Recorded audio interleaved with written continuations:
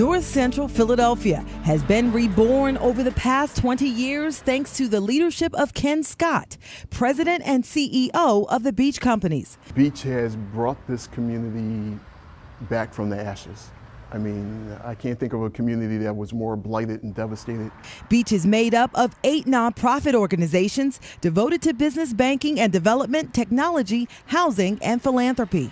So we've given out, several $1 million, well over $10 million in grant funding, scholarships to neighborhood children going to various schools and universities, but mainly to support community initiatives and programs. Since 1990, Beach has built more than 1,200 homes for working class families and leveraged about $1.8 billion of funding in business development and investment in North Central, an area that extends from Girard Avenue North to Susquehanna Avenue and between Broad Street and Bridge Avenue.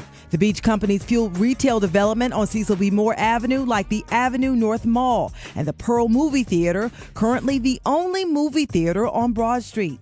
I get a sense of accomplishment that we were able to rebuild this community. It's just a sense of pride and accomplishment for myself.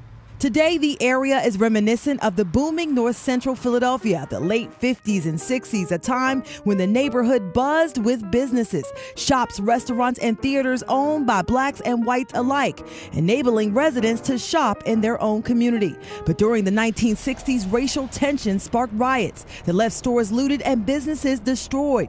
30 years later, the predominantly black North Central community was on life support, left desolate and run down, boasting the city's highest crime and poverty rates, with 70% of the housing abandoned. Hard to get people to come back into a community without financing. Banks weren't giving loans out. The area was redlined.